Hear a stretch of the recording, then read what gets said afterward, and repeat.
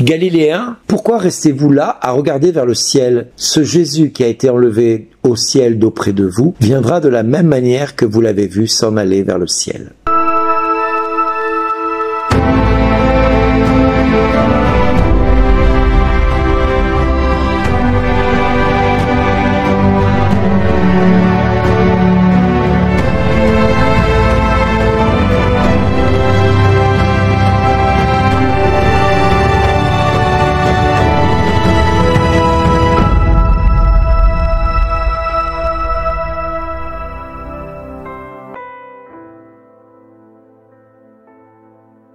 Bonjour les amis, bonne fête de l'Ascension à tous et à toutes. Soyez les bienvenus dans ces 7 minutes. Je vous invite tout de suite à actionner la petite cloche, de vous abonner à la chaîne YouTube et également de mettre un petit pouce en l'air, c'est-à-dire de liker cette vidéo si ces 7 minutes vous nourrissent tous les jours un petit peu plus. Et puis surtout, partagez ces 7 minutes à tous vos amis, tous vos proches. C'est de ce témoignage-là que le Seigneur viendra visiter tous ceux que nous aimons et tous ceux qui sont chers au cœur de Dieu. C'est donc la fête de l'Ascension et nous avons 2 textes aujourd'hui qui nous parlent de l'Ascension. Même la lettre aux Hébreux nous parle de l'Ascension. Mais là où je voudrais en venir, c'est que ce soit les Actes des Apôtres qui ont été écrits par Luc, que l'Évangile de Luc, qui a été écrit par Luc aussi. Nous avons 2 fois le même récit.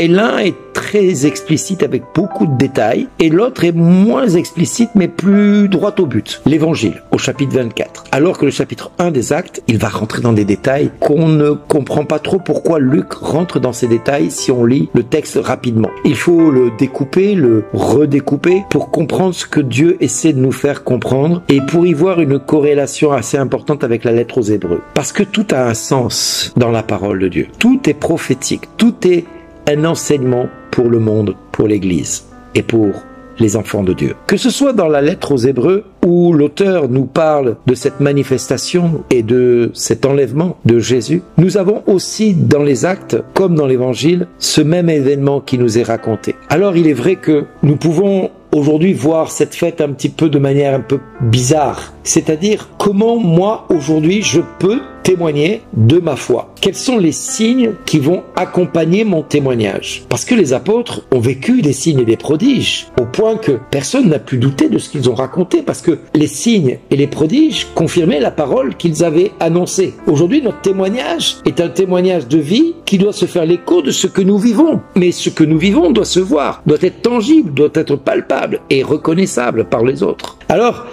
comment vivre ce moment? Comment comprendre que dans notre société d'aujourd'hui, nous pouvons apporter un témoignage comme les apôtres ont été appelés à le faire? Si ça doit être un signe pour nous, il faut que ce soit comme un feu qui brûle en nous. Ce feu va nous consumer et on n'arrivera pas à l'éteindre, quoi qu'on fasse. C'est ce que le prophète Jérémie dira, la vive parole de Dieu me consume. Eh bien oui, nous avons besoin de l'acclamer, de l'annoncer, parce que sinon, nous passons à côté de cette parole sans y porter d'attention pour ce qu'elle est faite. Le règne de la parole de Dieu est un règne qui veut s'établir dans notre société aujourd'hui où le royaume de Dieu appartient à ceux qui l'écoutent, à ceux qui l'entendent, à ceux qui la mettent en pratique. Oui, je parle du règne de la parole de Dieu, c'est-à-dire le règne du Fils de Dieu, le règne du Christ, qui est parole de Dieu faite chair. Son règne a été enfanté dans le cœur des peuples, dans ton cœur à toi, mon ami, comme une semence qui est prête à éclater, à éclore, à sortir de ta vie pour porter du fruit et du fruit en abondance. Alors, que le Seigneur te demande de chanter, de danser ou de témoigner, fais-le. Fais-le pour ton Seigneur. Si tu ne sais pas comment faire, alors va dans la parole. Savoure la parole de Dieu. Goûte cette parole. Déguste-la avec finesse. Approche-toi d'elle avec importance. Que cette parole s'approche de tes lèvres et va déguster la saveur du contenu de cette parole jusqu'à la faire descendre au fond de ton cœur et que dans ton cœur elle y trouve le terreau subtil et préparé par le Christ pour qu'elle porte du fruit. Dieu notre Père, en Jésus-Christ, a préparé notre cœur à la venue de la Pentecôte. Mais pour cela, il nous donne un terreau essentiel, ce terreau dans lequel il va se livrer. Alors nous pouvons demander au Père de nous donner l'esprit de sagesse et de révélation pour pouvoir mieux le connaître, pour pouvoir mieux le comprendre, pour pouvoir mieux discerner qui il est. Qu'il vienne illuminer les yeux de notre cœur pour parvenir à comprendre l'espérance à laquelle il nous appelle, la richesse de la gloire dont il il nous fait goûter et percevoir cet amour qu'il nous a préparé depuis toute éternité, pour toi, pour moi, pour chacun de nous, la grandeur de son pouvoir dans notre vie, capable de retourner tout ce qui ne va pas, de tristesse en joie, de larmes en espérance, en joie et en bonheur. Oui, la grandeur du pouvoir de Dieu qui est capable de déployer en nous la résurrection du Christ, pour que ceux qui étaient morts viennent à la vie, pour ceux qui a été rejetés soient accueillis, pour ceux qui a été condamnés soient pardonnés. Oui, le Seigneur nous appelle à nous tourner vers lui et à découvrir ces textes qui sont d'une profondeur extrême, longue, mais en même temps riche de connaissance et de découverte. Alors prenez le temps cet après-midi. Nous sommes un jour férié, nous ne sommes pas censés travailler. Nous sommes censés méditer la parole de Dieu et de l'intégrer tout au long de cette journée. Je nous invite tous et toutes à écouter chacun des textes et à nous laisser purifier par cette parole de tout ce qui souille notre conscience, tout ce qui pourrait laver notre corps comme une eau pure, tout ce qui pourrait permettre à ce que notre corps puisse fléchir en présence de Dieu, pour que nous puissions fléchir les genoux en présence de Dieu et espérer contre toute espérance à ce qu'il vienne se manifester dans notre vie d'aujourd'hui. Alors nous pourrons